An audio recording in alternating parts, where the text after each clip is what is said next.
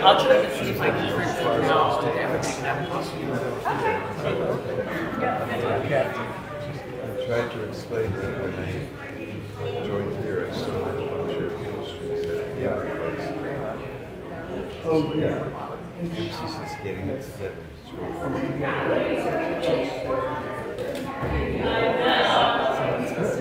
Yeah, it's really good. It's really good.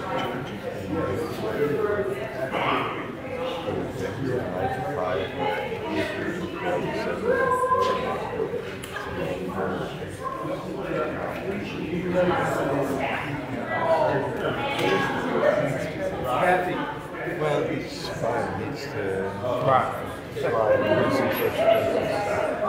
So, you remember James Tino? I'm sorry to hear that. I've got so confusing. I've got all the instances of all stuff to do. I just feel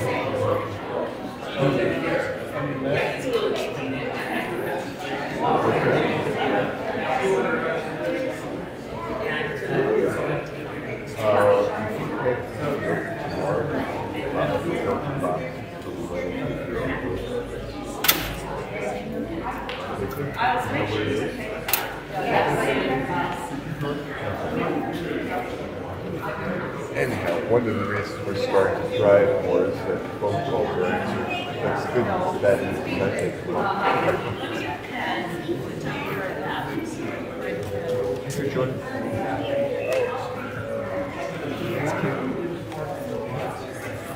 I know, it's just so weird. How you doing? How are you?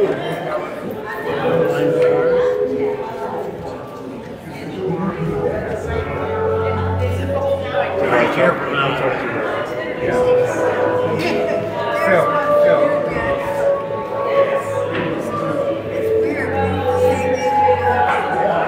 I know, it's this is a t-shirt I've had for this is one of the suggested. Morning, Jay. See that. I have a t-shirt that I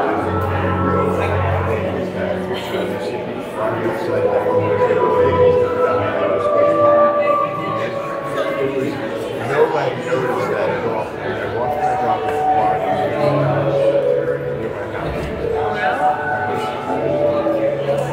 yeah, her shoes. Everybody's like, oh, that's a t-shirt. They all got it.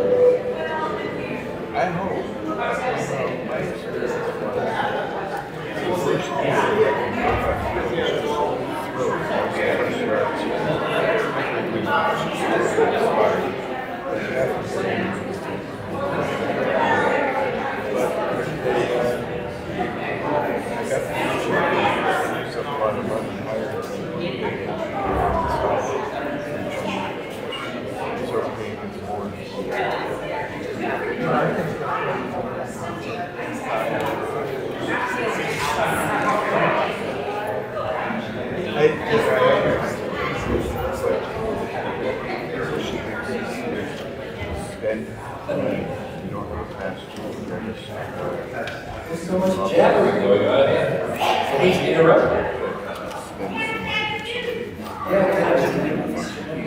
I love you. Good morning. Good morning.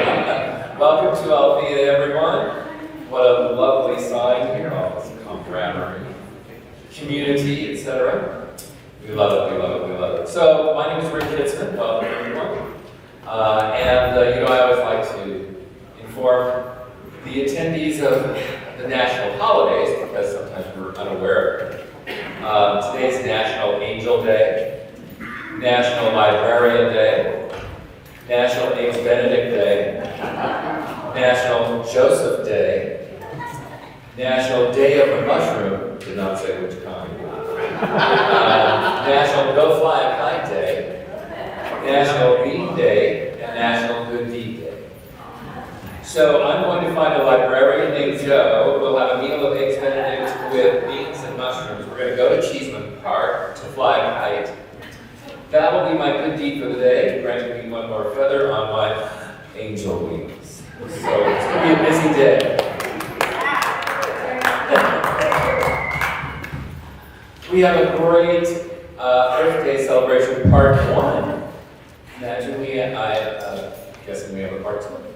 So wonderful, wonderful, wonderful day planned for everyone. And I would like to just let everybody know to please turn off your cell phones. We want to make that reminder. Just make sure those are on vibrate or silent. Or stun. Or stun. Stun? Stun. It's a setting. What's your settings? You'll get a nice little tingle. So, depending on where you keep your phone. Never mind. Okay. I don't know, all of a sudden reminds me of an absolutely fabulous episode.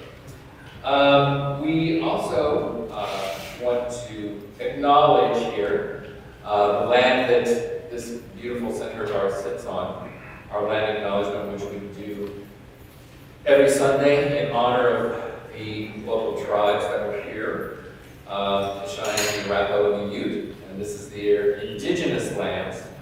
And it's important for us to name their legacy matters because this was their sacred ground and it's made more holy for Althea because of it. So yes, our center was founded over 100 years ago, certainly the philosophy and first divine science over 100 years ago, well, 120. But this building, we are celebrating our 101st this year. 101. So we are on to the next century. We want to ensure this land acknowledgement is more than a statement only. So we look for opportunities to be impactful partners and allies for Indigenous communities. We are home to 2 nonprofits that impact these communities. They are the Spirit of Sun and Sisters of Color United in Education, whose work of activism, programming, and education is so very impactful. We also want to read our diversity statement and affirmation. We affirm that we are a community of diverse spiritual seekers. We are growing in diversity of race, gender, and sexual orientation, age, ethnicity, backgrounds, and physical abilities. We call this oneness. We are evolving in consciousness, moving beyond differences and dichotomies to embrace oneness, unity, and unity. We are ever more aware of past and present biases and atrocities and are committed to being an open and safe place for seekers to further their journey on the spiritual path toward awakening the spirit of oneness in all. That's what we are about. And that's why you're all here. Oneness. So, having said that, are there any newcomers now that you know what we're about? Any first timers? Okay, we have two first timers. Two. Welcome. Thank you very much for attending and participating with us on this beautiful Sunday. And so Barbara is handing out a flower so that you are conspicuous on your way out. Right over here. Second row.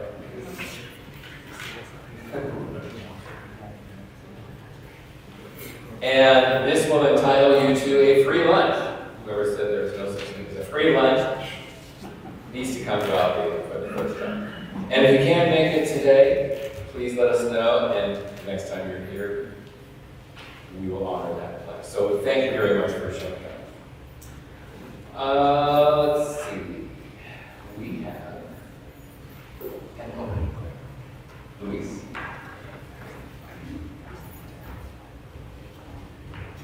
Good morning. Good morning. Let's take this moment to relax, to breathe, close your eyes if you feel comfortable. I invite you into a quick visualization of light surrounding this whole building. Could be a dome, could be a waterfall, cascade of light.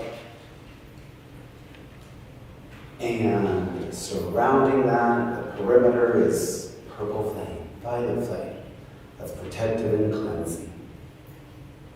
And we pray to the Creator of many names, our Mother, Father, God. We say thank you. Thank you for the gift that is this day and this moment. Thank you for this sanctuary in which we gather peacefully and lovingly. Thank you for the sacred and inspiring message we received here today from Daniel and Shannon. We are grateful for open minds and open hearts that allow us to understand, discern, and apply what we learn here today. As we approach Earth Day, we are especially grateful for our Pachamama, who sustains, houses, and cares for us all. We are grateful for our ancestors, both indigenous and our founding mothers, that allow us to be here in this sacred space. And we say thank you, thank you, thank you. Amen.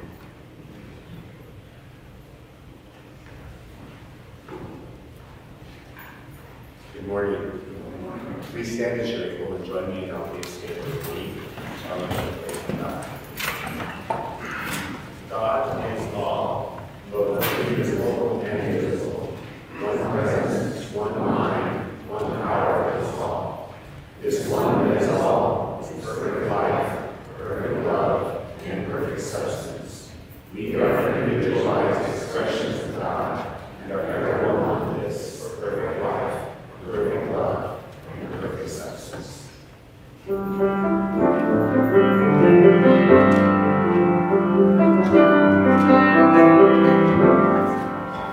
are the face of God. I believe in my heart. You are a part of me. You are the face of God. You are the face of God. I believe in my heart. We are a family. You are the face of God.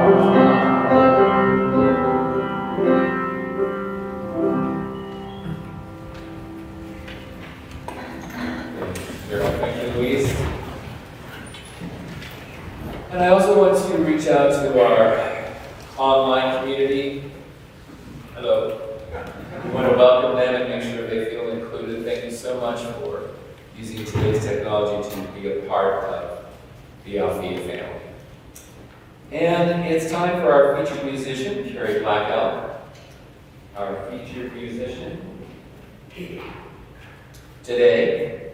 He's the great-great-grandson of an Oglala Lakota visionary and healer, Nicholas Black Elk, whose story is told in the book Black Elk Speaks, which offers readers much more than a precious glimpse of a vanished time.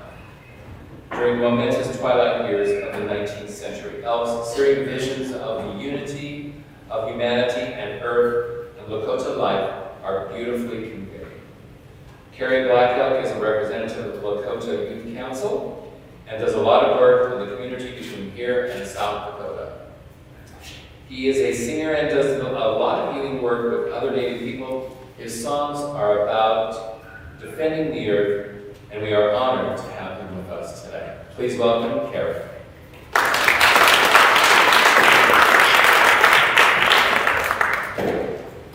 Thank you for having me here today. I'm honored to come share my culture with you. And a little bit more about my background with my grandfather. I was musician since I was a young man. Since I was a boy, I was brought up by my mom's dad. One was black. He's world renowned going around and helping with anyone, all nationalities. My grandfather didn't believe in color, but he believed in the goodness of mankind. So when he fought for the people, he didn't do it just for, not just for indigenous, but for mankind itself. That's what our medicine was about in the Lakota culture, with the black, red, yellow, and white. That one day we would come back together, and on this day when we come back together, the world will heal herself. So like to share that with you, walk with that, and encourage you to, you do what you can to help out Mother Earth. And, small things lead to bigger things in life. So even just from picking up a small trash back at home, I get out with my little cousins for throwing litter out outside the window. Even when we harvest our sage for ceremonies and choke cherries, we'll take the seeds and we'll spread them around. So because whatever we take, we have to give back in tenfold from Mother Earth. And everything is free of charge. All we have to do is just take care of it. So I'm going to share a song. This song is like a medicine song. In Lakota culture, our belief is that our words hold medicine and holds power. And also our words hurt someone and destroy their lives. So we always try to talk good and positive because it shows an expression of your spirit and what you really think going on in your mind. So when you talk good, you think of yourself good. So you express yourself on the others, who you are. So the song, I wanted to also sing for my brother here, Danny, when he speaks to his words and whatever stories he has to share, or anyone else has to share, it'll be good medicine for you today. And then anyone that you encounter, your words will be medicine. So throughout the whole day, after you hear this song, just remind ourselves to talk good, because today our words are going to be medicine. And we can change the world just by showing an act of kindness, because the act of kindness goes a long way. Thank you. Hey!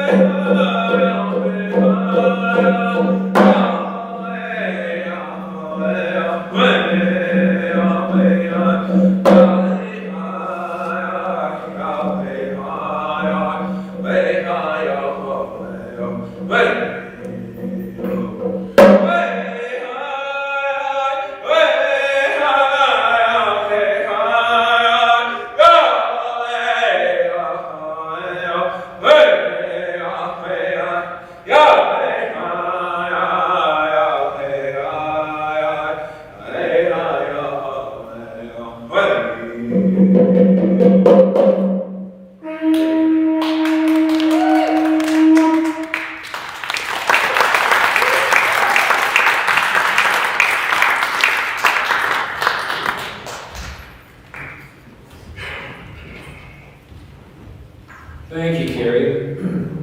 Our featured speaker, familiar face here, is Danny Stange. We're blessed to have him here with us. He's the grants manager and mobilizer for Sisters of Color United for Education. This organization has been a collaborative member of Althea Center since 2014, and SOCUE's community network includes Grupo. Let me try. Questa è una parte. What is it? Okay, now a little close. It's Russian for. Don't get in my borscht. Okay. Be serious. This Aztec dance troupe has performed and celebrated for many years within Althea Center's sanctuary. Danny has been a member for over 20 years, and he directs many of the educational and public exhibitions. Right. So please welcome. Thank you.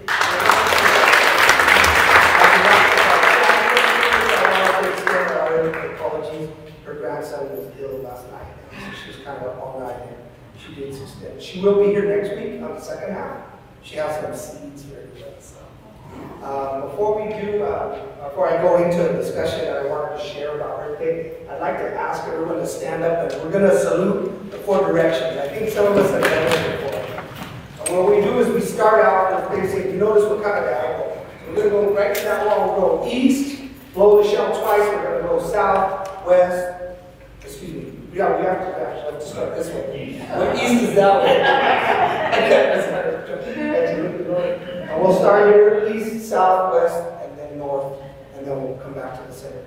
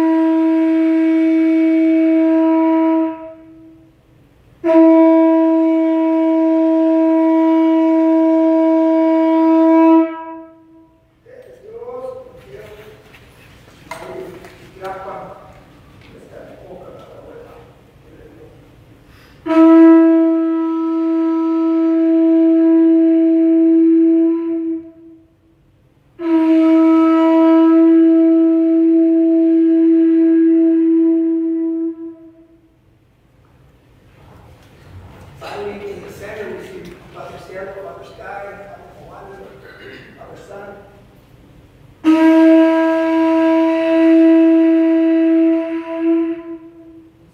There in back, Donald Centrali, can't you see it? The Mother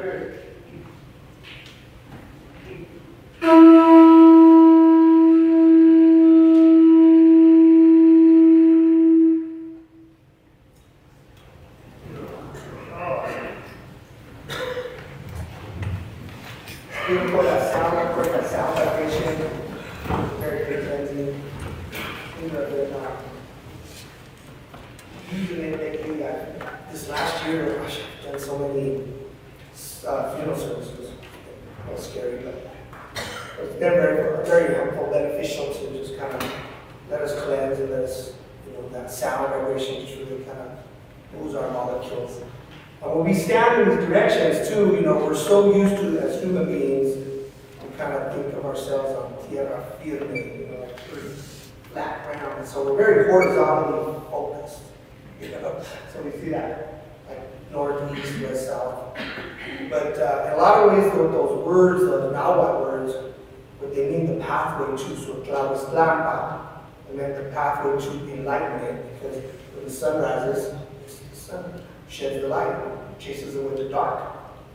And then Huitzlampa, Huitzilin is the hummingbird, unique to this hemisphere. I was kind of surprised to learn. I was reading some stuff about hummingbirds, and I found out that they're not actually found in the eastern hemisphere. That apparently, they've never found hummingbirds in Africa or Europe or Asia. I thought that was amazing. I thought they were everywhere. But apparently, the majority of them live in Brazil, varieties, and they're only natural to the Western Hemisphere. But Huitzilin, of course, the hummingbird is also representative of the sky. So we see that direction of the sun here, and then in the sky, it's also Huitzilin if we looked at it in a vertical. And then Siwatlampa is where the sun is going down, Tlampa, the path, and Siwat is woman. So they consider this west direction the feminine direction, whereas the east is the masculine direction. And so they balance each other out. We call this the red road. In a lot of Lakota tradition, or the red road is that balance between the sunrise and the sunset, and the female having a good cooperation. And it's also that reflective, and it's kind of a direction of release, of letting go.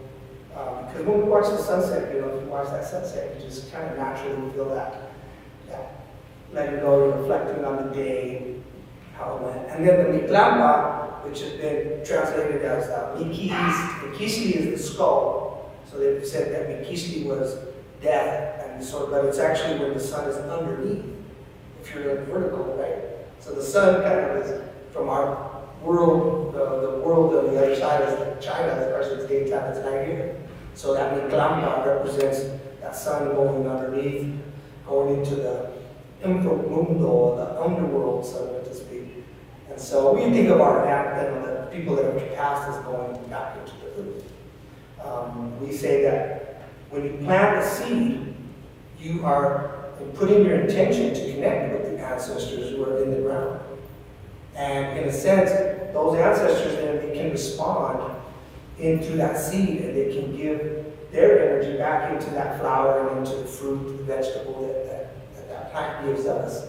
And so then, after you come back and pick that fruit and pick that vegetable and you take that in, it's sustenance that gives you, it completes the cycle of connecting to our ancestors. And a lot of us don't think about how industrial agriculture has kind of cut us off.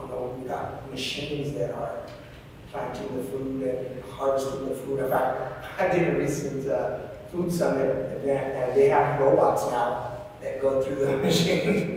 they weed the plants and they spray fertilizer. And they pick some of the plants. They're able to use these robots. That's funny because my cousin was there. And he was like, back when I was a kid and we were in the fields, we always said, someday they're going to make robots to get rid of us. And he was like, oh my gosh, it came true. But of course, they're still limited. And I think there's a lot of, I'm currently involved with Denver's Sustainable Food Policy Council. And there's a big push to do urban agriculture, to do people in local communities coming and collectively coming together, are able to produce their own food. And then, of course, take care of the soil much better. One of our partners is Consumption Literacy Project, who consistently works on soil replenishing, how to build quality soil, working in the schools in Montello, and we just started a new one at Lincoln High School. So really wanted to teach the youth of the importance of the soil and getting that back. And that's really kind of what we feel will be advantage to giving good quality food, giving good health to us as people. And what is that really going to do? Hopefully, above anything, is to help us have a better capacity to collaborate with one another, to see ourselves in one another. You know, one of the biggest challenges, what I feel like really wanted to bring up about is that people that have been here a while will remember a good friend, Jonathan Ellaby. He was spiritual director when I got involved here in 2014. And he used to always say, you know, in the native practices, we're more participatory. That's why I kind of made everybody stand up, you know, make you get involved, you know. And really, there's a difference in the concept of us being sort of in grace with the Creator, and then out of touch. Like the material world is somehow not the spiritual world, and that's never been a belief system that Native Americans had. We sort of saw human nature, we saw Mother Nature as the blueprint of what the Creator, you know. There's sometimes, of course, you watch Discovery Channel, and it's about conflict and the killer be killed and survival of the fittest, you know. And we've been taught that. We've been taught that human nature is one of conflict, one of struggle, man against nature, the battle of the sexes. And such that, and these kind of ideologies have consistently created that tension and that struggle and that inability for us to really connect better with other human beings, because we're all one human race. And so when a lot of times over the years that I've been practicing native cultures, and people say, well, you know, the natives are very in touch with nature, and I said, why? Why is that? Why? Because of young trees? No, not really. And a lot of people don't even know why. They don't know why. And what I've come to realize, and I've learned a little bit more about, is that it's really about being in touch with our nature. What is our nature as a human being? And it is about connecting with each other, isn't it? It's about having that social interaction. We are all social creatures. We all want to share with each other. But it's also about understanding this whole mechanism of the universe and Mother Nature. Mother Nature moves in cycles. Time moves in cycles. It's not linear. You know, we've come to believe that we are moving through time, from past to the present to the future. But in reality, it's always now. Maybe time is moving through us, because we are here. We've always been here. We'll always be here. And it's kind of hard for the human brain to conceptualize that. But when our ancestors looked at that idea, you know, it really gave them the idea, this is what an elder told me, what really gave them the original idea to start tracking time was watching the serpent, the rattlesnake. They noticed that the rattlesnake would shed its skin, and as it shed that layer of skin, because it got another age, another year older, and then it would leave an extra little rattle.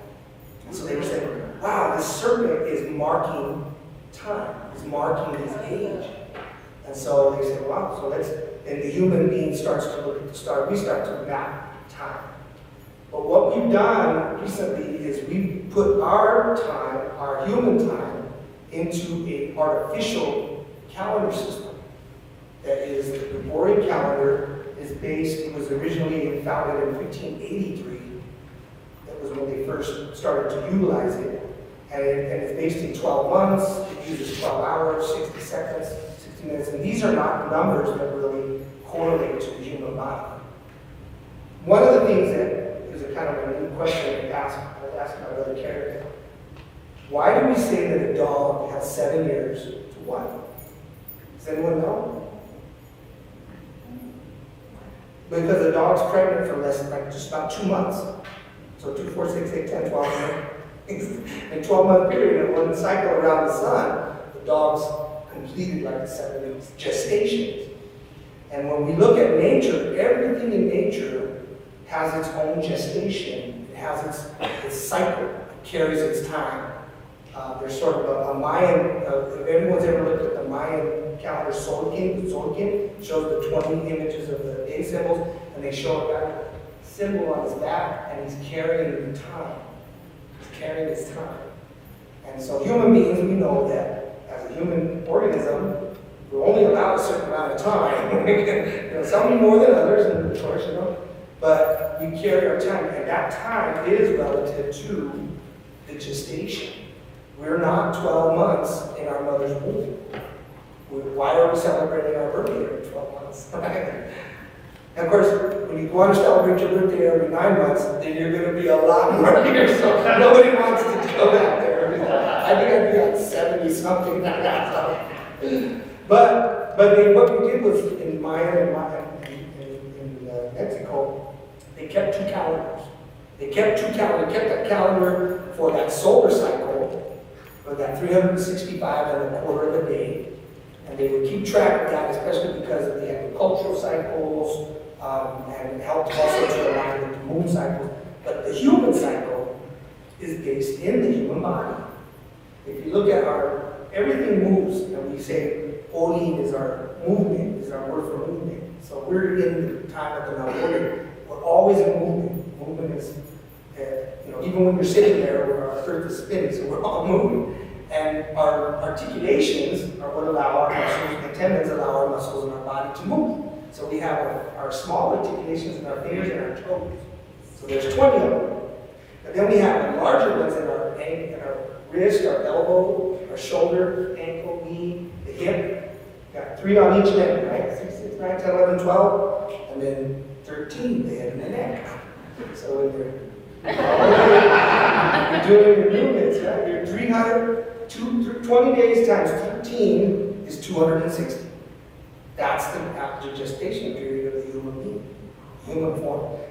Scientists have, some people are born early, some people are born late, but scientists kind of said, well, the optimal time was 273 days. And we went, well, that was perfect because when the sperm and the egg unite inside of the mother's womb, the first 13 days is that cell splitting and splitting and doubling until it forms the heart, which is 4 chambers. Again, back to those 4. And then the woman's body releases a hormone that tells her she's pregnant. The little zygote that you call it, it's not even an embryo yet, but it forms into, and it lets out this hormone. That's how come you can give a woman a birth control pill. You give her the hormone, her body thinks that she's pregnant, she won't release any eggs, and then she can't be pregnant. So when this hormone is released, isn't it possible that our Mother Earth, who's a living being, perceives that hormone and sends that energy, that is that spark. They've always looked at the scientists like, where does that spark of life come from? The mother, we're all children of the Mother Earth. And she sends that, boom, that spark. And that little tiny heart starts pumping. But it's only just the heart, it's just the earth energy. And so then the body has to tell, from that 13th day when it starts pumping, 260 days later, that baby's ready to come out. And of course, then it has to form all of its organs, and when the brain forms, then the brain gets charged by the heart, and it sends out a signal that the sun energy, the fire. So it sends its fire down, and that's our conscious mind. That's the part that's listening, thinking, wondering, and smelling sometimes. And so that's a separate energy of our mind. We can kind of have our mind out when we're sleeping. When we're resting, our brain is going off in the dreams and the other dimensions. And then when the baby turns itself all the way with the head down, on the sacral bone is where the water, the energy from the nahuatl, hits it, boom, right there. And the baby comes down and the water comes out. And now it has the third energy, the nahuatl. And then when it leaves the womb, the air enters breath of life. And so all four energies then are into the human form. And then life begins. Which is it's kind of a good argument for those who argue on abortion. We're not really born to get that breath of life. But I don't want to get into that topic. Of course, it's just that I wanted to share that information about the fact that our human cycle is a 260-day cycle. And I think sometimes, currently I'm a school board director, and I asked them, how long is school? And they said, it's about 260 days. From the start of school till the end of school. It's like, okay, we figured out that there is a process. There's sort of a calendar count. But it would be different for each person because we're all born on different days of the year. But when you recognize what's that date that I have, and then I have a 260-day gestation period, it's sort of a cycle that I go through. And so it doesn't always line up with the solar count. That solar count is 365, and the 260, it takes actually 52 solar years will be 18,893 days, and that would be exactly 74.05 of the 260-day cycle. So they do line up. They line up every 52 years. And I've been really conscious of it because my birthday's coming up in October, and I get 52. So it's hopefully a good celebration this time. But it's something that to ponder, to think about, and hopefully we can share more of that with our children, with others, that if we want to be in touch with nature, we get in touch with our nature and look at the human beings and think about our natural state. Our natural state of being is the need for other humans. Right? I think it was after World War II when the big orphanages, a lot of orphan babies would die because they never had physical contact. If you don't pick up a baby and hug it, it just goes right back to the source. And we all need that. I know there's a lot of people that, with our society of the individualism, kind of like me, instead of we. We get very isolated. We're home, we're alone, and it's important to get out. I want to invite all of you to, starting in June, and then especially in July. July will be the good week. Every first Saturday, maybe not October, because we have that. There's an October event that's already scheduled. But on the first Saturdays this summer, Sisters of Color is going to host health fair days, and we'll have a full day Saturday. Drop in anytime between 10 and 4 p.m. and we'll have some group discussions going on. We'll have some therapy rooms with massage therapists, body talk. I know a lot of our Althea members also do some of their own therapy work, and we're welcome to be involved and share that with us. And we want to try to we call them pachangas, which is a Mexican word for having a party. So we call them pop-up pachangas. Pop-up pachangas on the first Saturday.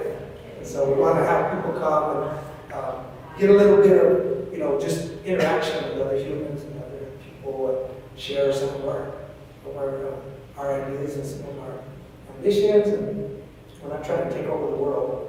We're just trying to help people free themselves. Just stop thinking me, and let's have a meet together. I really appreciate you guys. And thank you for the time. Thank you for always the invitation, and those who work here and keep this place going. Karen came down, so he's going to help me with a closeout song. Finish it up. And I was thinking of that other drum. I should have brought that in. I can run to the car real quick and get it. Are there 2 drums? Yeah. Is there any questions or any, before I jump up and run to my car? I'm fast. I'm humming. But if there's anything that's just kind of like my thought right now, if you want to ask a question. I guess I did a pretty good job of explaining it. Yeah, there's a microphone.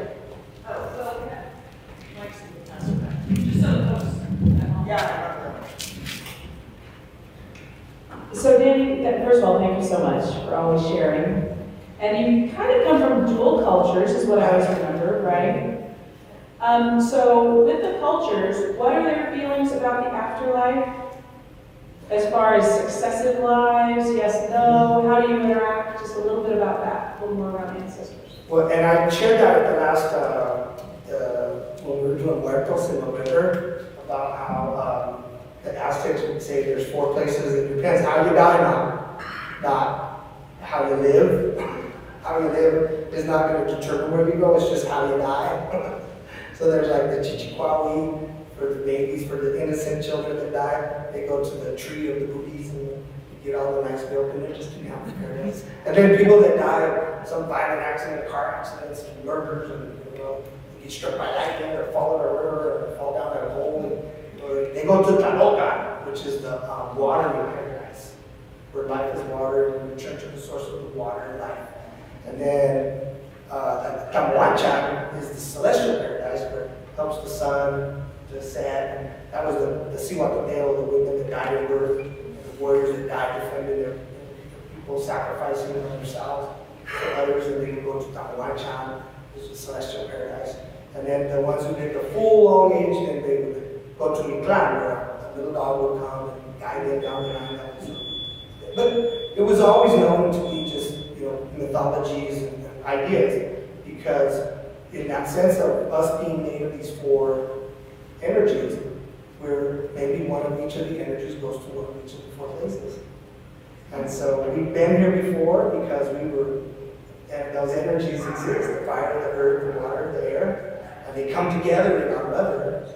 Then we're here experiencing this amazing thing, this amazing journey. And once it's gone, we return to that source. So it's similar, it follows a little of reincarnated, but when I asked one of the elders too, I said, does the Aztecs believe in reincarnation? He said, that's our children. Because we incarnate and go back into flesh. He's like, well, we don't all have to reincarnate. We don't all have to have children. Some of us are not fortunate to do it because Creator doesn't, or people are born without the ability to conceive. And there's nothing wrong with it. There's nothing bad about it. I think it's really also getting our minds out of that good and bad. That good and bad ideology is still based in that human concept of we're in conflict, we're in struggle, so we're judging.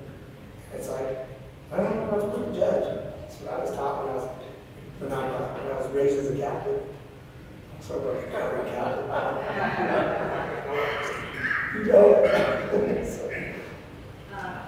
Anything else? Who's next? Come on, run shot. Now you got a question. So good. You just said it all. And we'll do another song right behind you. He stuck up behind you. He's like, all right. I wasn't going to ask him, but. Well, I know we're so fortunate to have the Native American spirituality, especially living in the West. We are a little bit, have more access to it. Would you say the Lakota, though, is somehow their spirituality, their beliefs are maybe a little bit more developed than other American Native?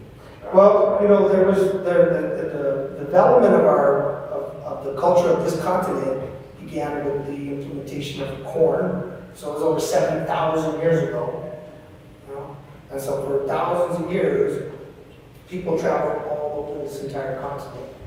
I would say that we hear a lot more about Lakota traditions because they were one of the strongest enemies. They were the strongest nation of people that resisted and that maintained their cultural beliefs, whereas a lot of other tribes more assimilation.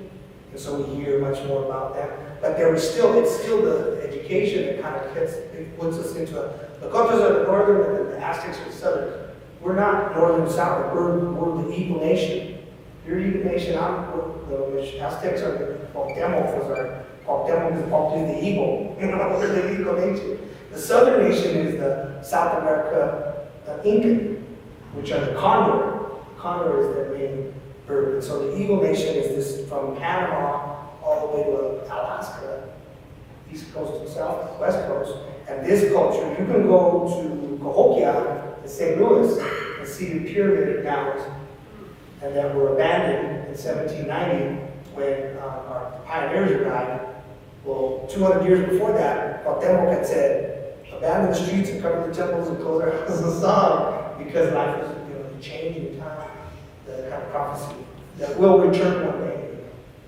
So, and then another neat thing to think about, because coming from the two cultures, and we feel like, oh, well, we're not natives, because they're the natives, and now we're the Americans, and we're the ones that invaded this country, and then it creates that guilt feeling. But you know what our natives did? We have a cult ceremony. We make you our family. We do that in our ceremonies. We make family, and we did that with at the very beginning of the contact period. We created that family. We didn't realize sometimes that there was dysfunctional families coming. the conflict that was going to ensue. But it did give Americans and Europeans who became Americans. This is the only country where you become American. You can't go to France and become a Frenchman. You'll just be an American living in France.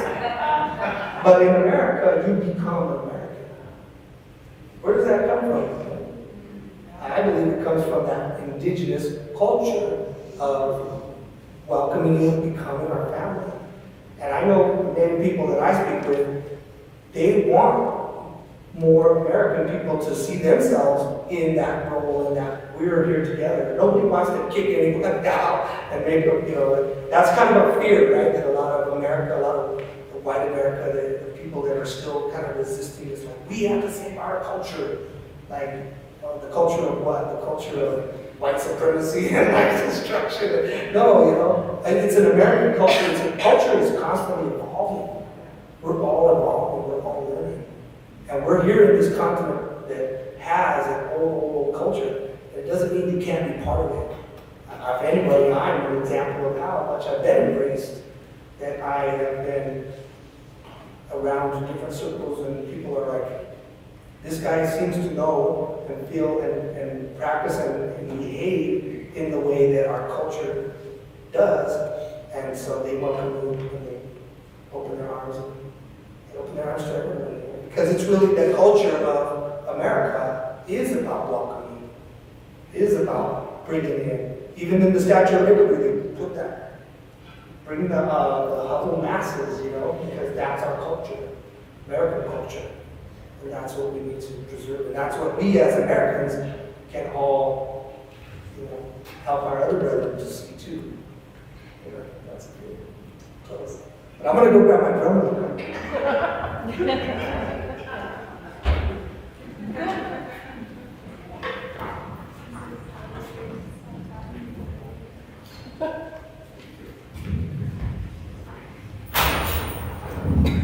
Well, while we're waiting, I want you all to take your age, multiply it times 12, take that total and divide by 9, and that's how old you're going to be. I'm 93. Looking pretty good. I like it. I'm going to tap dance until Dan gets back.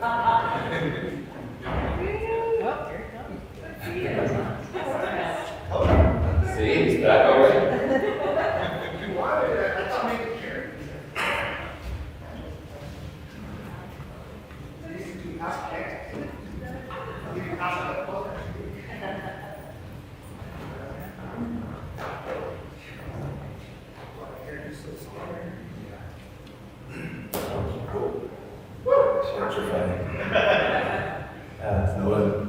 A little bit of history about the song I'm going to sing here today. The song, the use it for a Sundance in the Lakota culture is a time when we get back to Kuchumaka, our grandmother Earth. The Sundance, it evolved through our time. So the original Sundance, we didn't have a tree back then.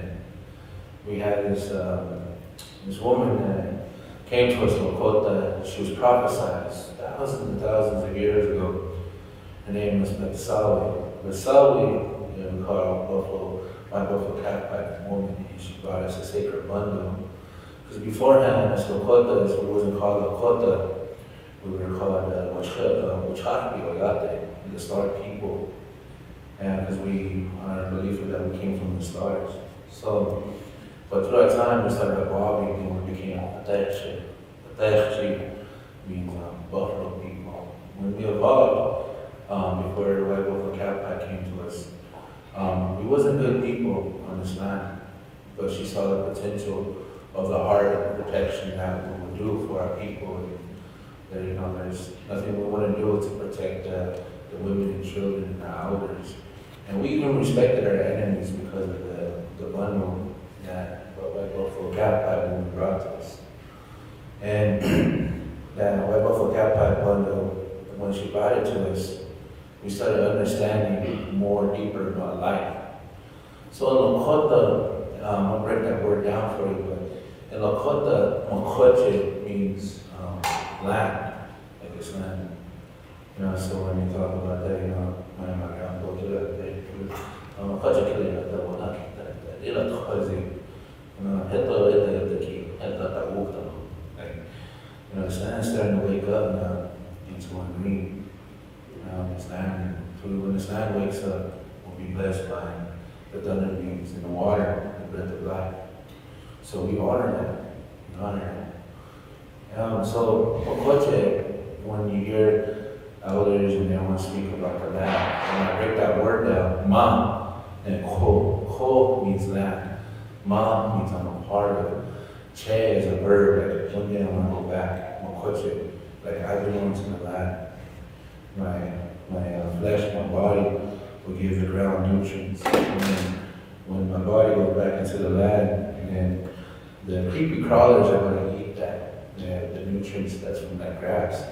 So that's why in the Lakota word, mitakuye, uyase, means all our relations. It's a cycle.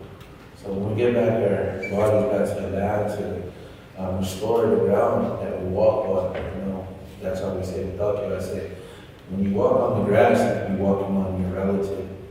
So you walk gentle. And my grandpa told me, you walk gentle on earth, but make your footsteps and your footprints deep in this world.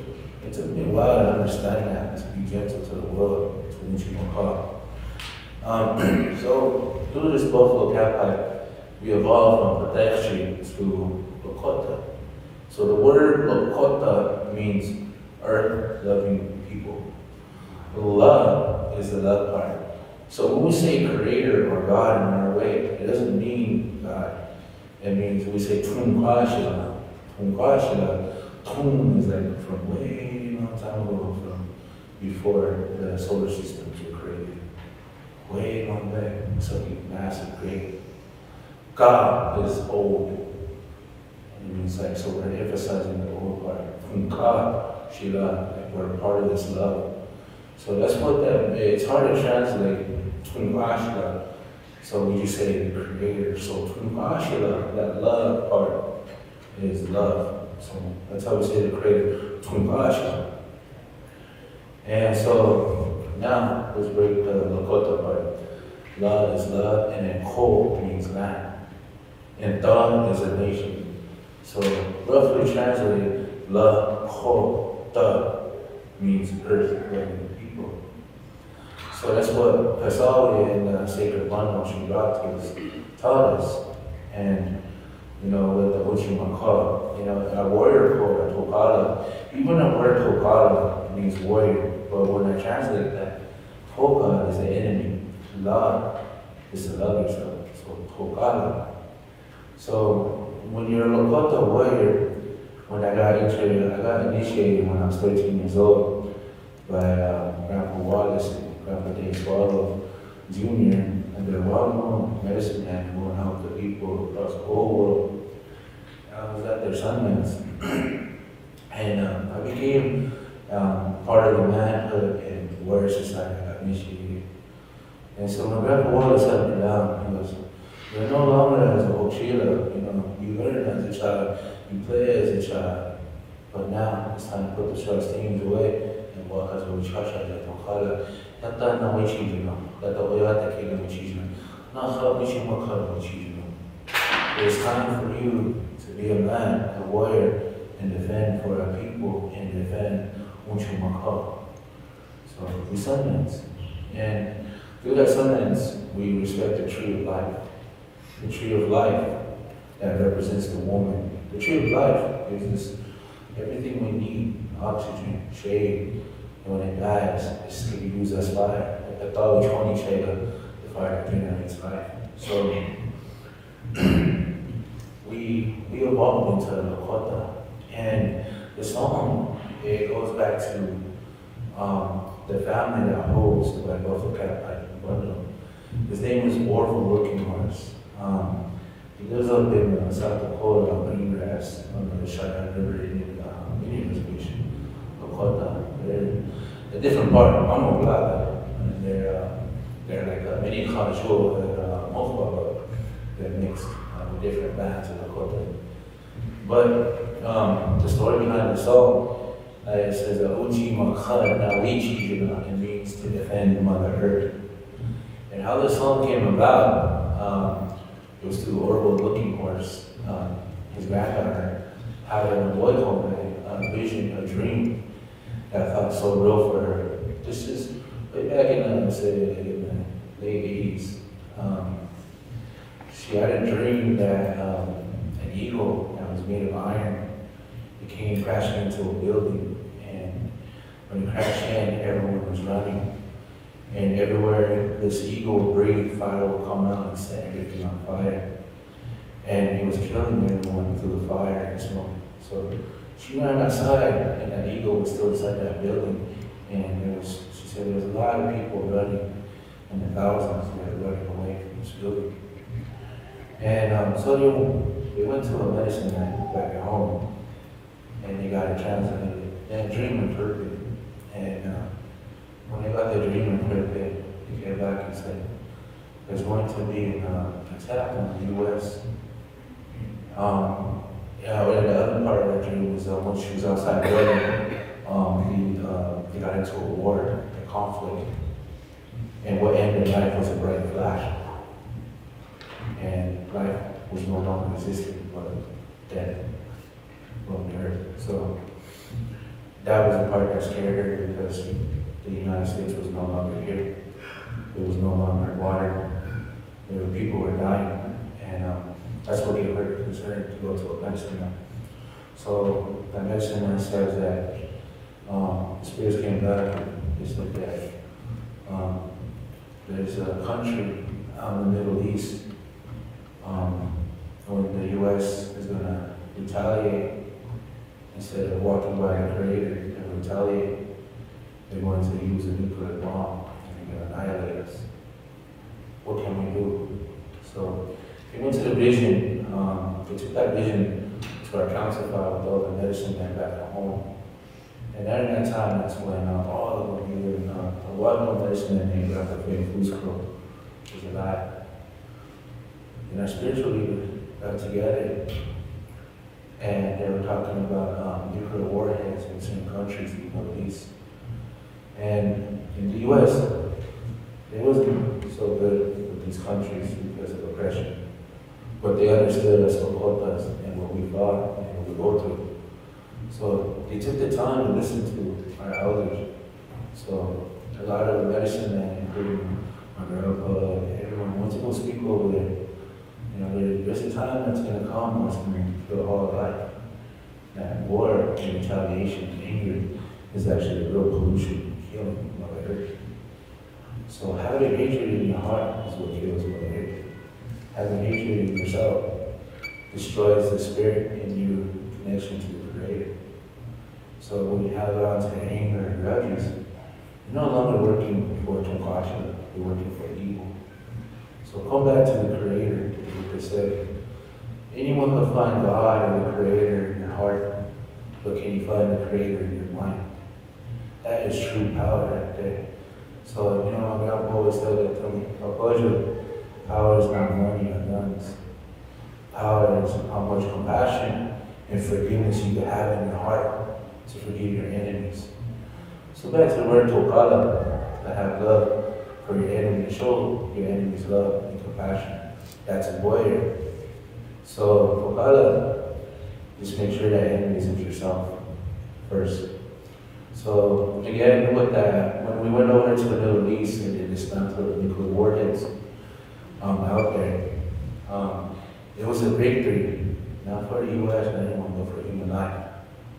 When they said we're going to get rid of the nuclear warheads and we'll try other means of necessary to resolve our issues. And that day, we create songs of our victories.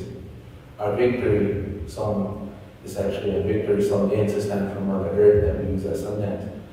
And that is to defending the Earth song. And I'm going to show you right now.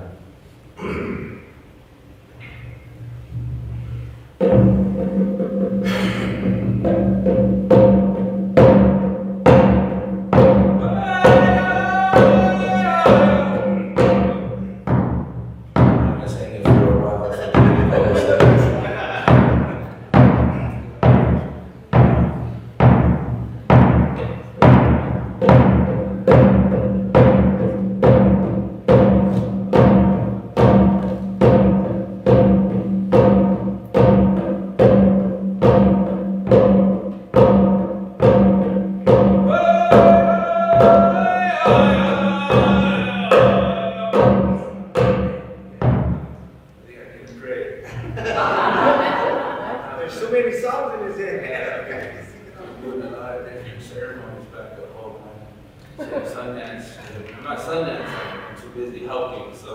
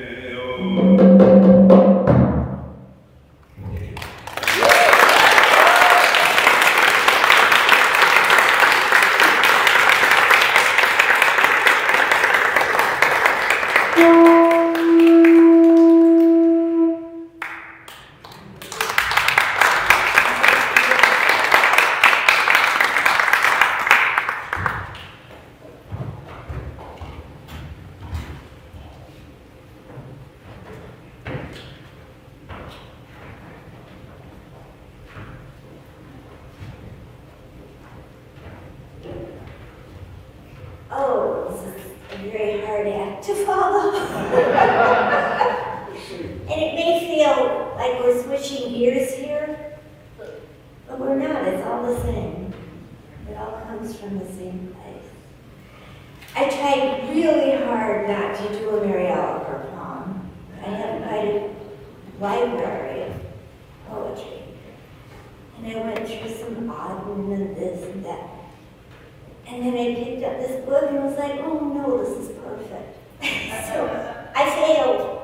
It's Mary Oliver.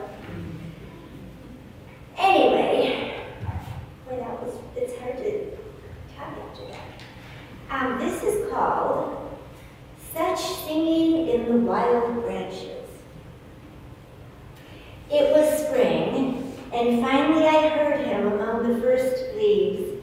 Then I saw him clutching the limb in an island of shade, with his red-brown feathers all trim and neat for the new year. First, I stood still and thought of nothing. Then I began to listen. Then I was filled with gladness, and that's when it happened, when I seemed to float, to be myself, a wing or a tree, and I began to understand what the bird was saying, and the sands in the glass stopped for a pure, light moment, while gravity sprinkled upward like rain rising, and in fact, it became difficult to tell just what it was that was singing. It was the thrush for sure, but it seemed not a single thrush, but himself and all his brothers, and also the trees around them, as well as the gliding, long-tailed clouds in the perfectly blue sky. All of them were singing. And of course, yes, so it seemed, so was I. With such soft and solemn and perfect music doesn't last for more than a few moments. It's one of those magical places wise people like to talk about. One of the things they say about it that is true is that once you've been there, you're there forever. Listen, everyone has a chance. Is it spring? Is it morning? Are there trees near you? And does your own soul need comforting? Quick! Then open the door and fly on your heavy feet. That song may already be drifting away.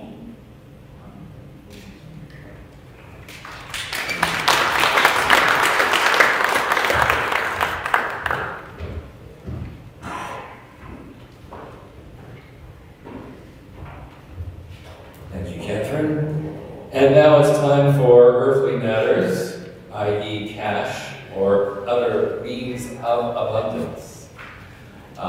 Please open your hearts, and ushers, if you will begin passing around the baskets. This is when we go to that place in our hearts and our pocketbooks to give to our community. And as always, everyone knows this, it takes that green stuff to keep the lights on. So as you are blessed here, you are the blessing here as well. There are lots of different ways to give. We have our tip jar on the back. Set up an evergreen account online.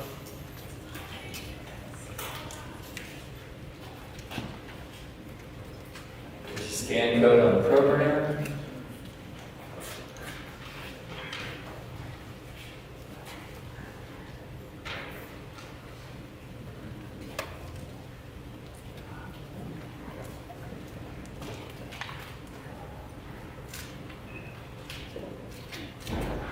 And ushers, when you are done, just step forward. And for those in the audience, we'll repeat our affirmation for our offerings here. Universe provides all that I need and all that I give.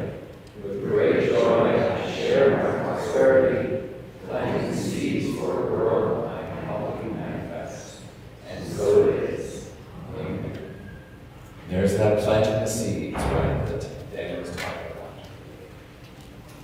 about. This is also the time that we take to open up requests for affirmative prayers. That is the foundation of Althea. We are all about affirmative prayers. So if we have microphones ready to go. Any prayer requests from those in attendance?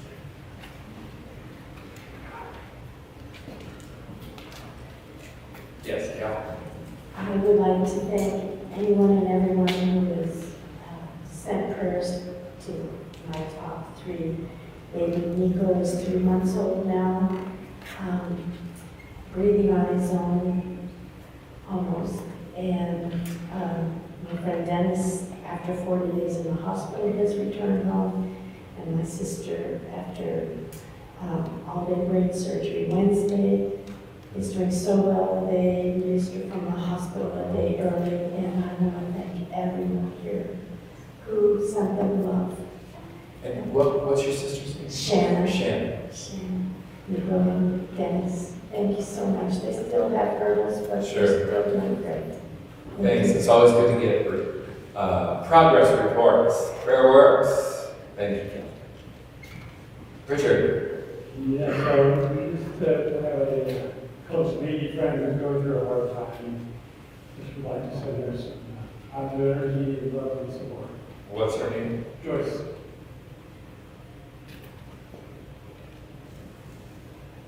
Okay.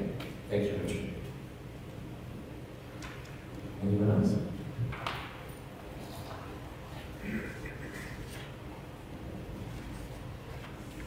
My friend Anna Lucia transitioned to ongoing stay afternoon, and I'm requesting prayers for her faithful.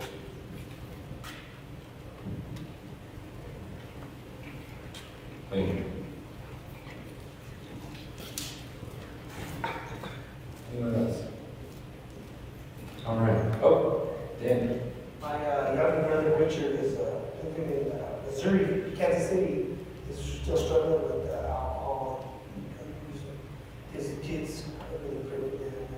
Makes me think of the kids at the border too, and the suffering that's there. So some prayers to them.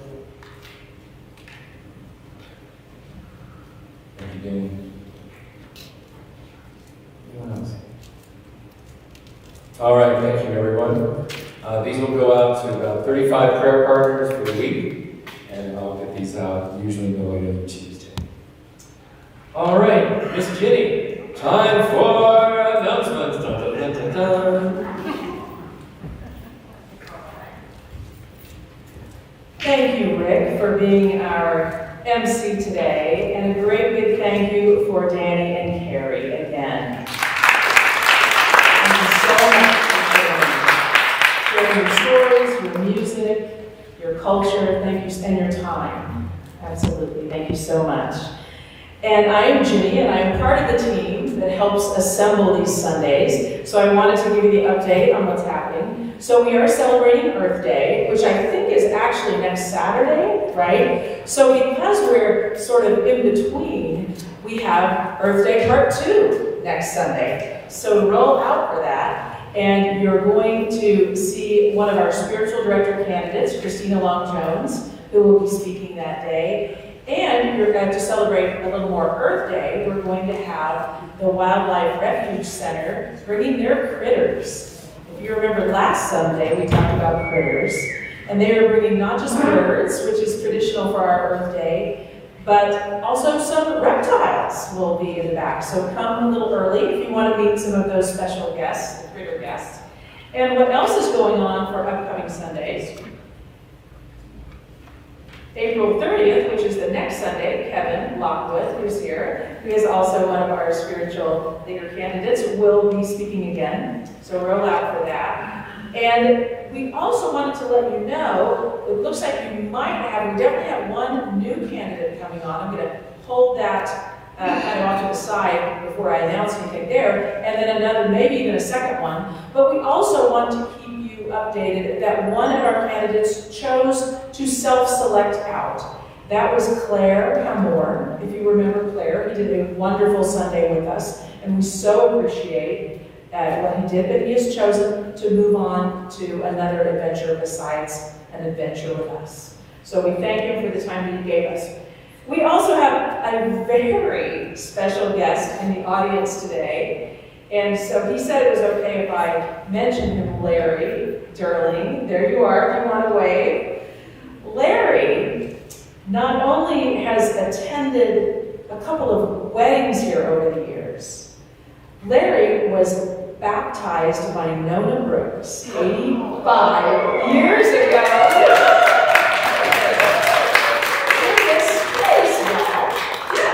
And I think most of you know about our history, but super quick history lesson, we were founded by Nona Brooks back in the 1800s in Pueblo, Colorado, along with other women in her family. That's why we are all sitting here today. If you want to check out these amazing ladies, their portraits are on the other side of this wall. So to have been here and be baptized by Nona is just special beyond belief. And I hope, Larry, that you can join us. Can you join us for lunch today? Oh, Larry, that's just the wrong answer. But he says he's going to come back. Right, so we'll come, and he's been coming obviously for the last 85 years or so, and plans to come a little bit more, right? But that's okay. So join us for lunch next time. And the new folks, for whose time it is their first, lunch is on us, so join us right after. Okay, what other announcements have I got to tell you about? We are excited to update you on our 100-year campaign. Look at the red.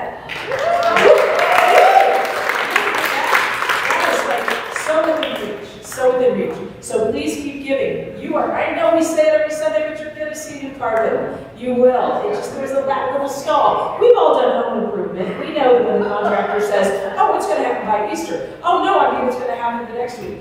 That's what happens, right? Daryl Johnson, our building guru, is doing everything he can to make it happen, but outside forces are just doing it on their own time, and that's okay, right? So the carpet will be here. And we've had skylight restoration, 2 patches patched in the balcony, but we need to get all the way to that $100,000 goal. So please help us out with that. It is still happening.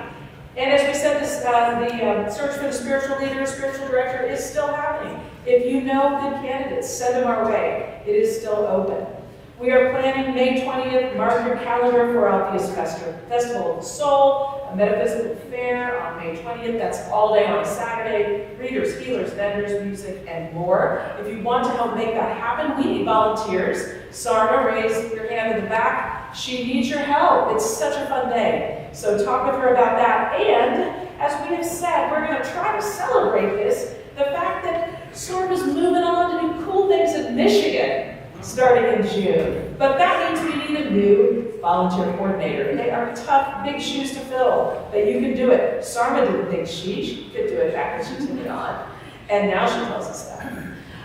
So it can be done, so please, we'd love to have you. And it's a volunteer coordinator position, but it's a paid position. So you do get paid if you want to talk to her about how that works. Integrated yoga with Linda every Thursday evening, 5:30 p.m. to 6:45. Join us to connect with your innate intelligence through sensation, emotion, and intuitive guidance. And then every Thursday, but the last one, Kathy takes you through a Zoom experience.